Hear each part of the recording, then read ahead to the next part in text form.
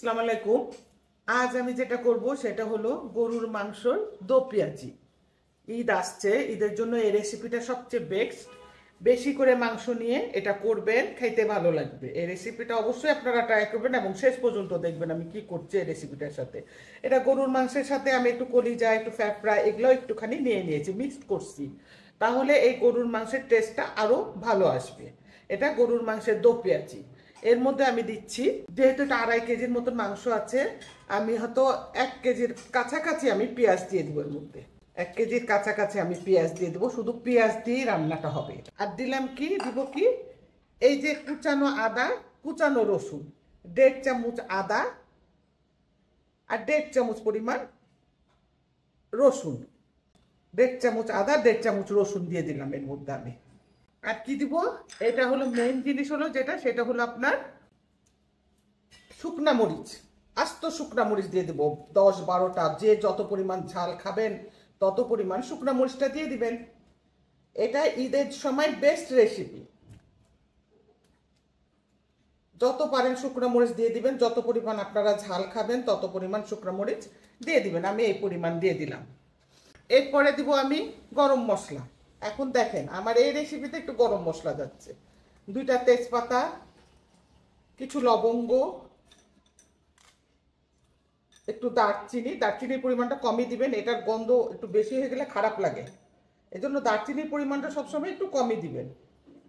একটু এলাচ, ব্যাস এই হলো আমার গরম মশলা।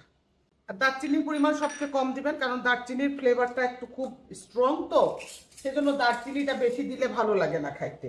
লবণ, লবণ হলো আমি স্বাদ মতনই আপনারা দিবেন। আমি এখানে 2 চামচ পরিমাণ লবণ দিয়ে দিলাম। আর যেটা দিব সেটা হলো আপনার, আমার একটা মশলা আছে, সেটা হলো মাংসের মশলা, সেটা হলো গরুর মাংসের মশলা, সেটা আমি দিয়ে দিচ্ছি এই 1.5 চামচ পরিমাণ।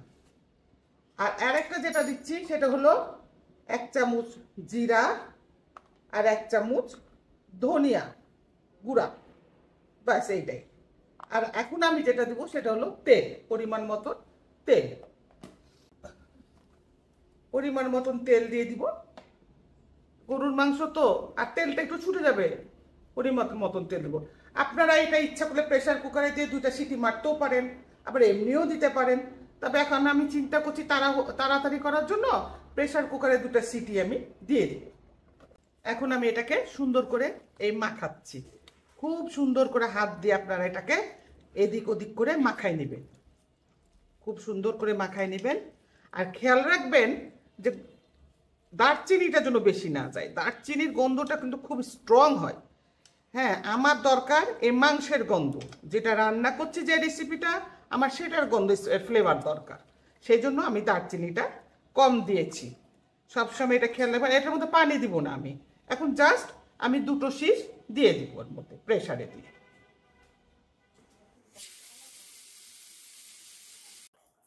5-6টা শীষ প্রেসার কুকারে দেওয়ার পর আমি এটা আবার কড়াইয়ে ঢেলে নিয়েছি। এটা সিদ্ধ হয়ে গেছে। দেখেন আমি কোনো পানি দিয়েছিলাম না, পানি ছাড়াই আমি এটাকে সিদ্ধ করছি। পানি ছুটেছে, এটার পানি এখন আস্তে আস্তে কমে যাবে। কমে গেলেই আমি এটাকে ডিশ আউট করে নেবো, আর কিচ্ছু করতে লাগবে না। এটা এটা শীষ দিয়েছি 5টা বা 6টা দিয়ে আমি এটা কড়াইয়ে ঢেলে নিয়েছি। ঢেলে নেওয়ার পর ওর মধ্যে থেকে যে পানি ছুটেছে সেটাই আমি এখন এই কড়াইয়ে শুকাবো। দেখেন তেল কি পরিমাণ ছুটেছে।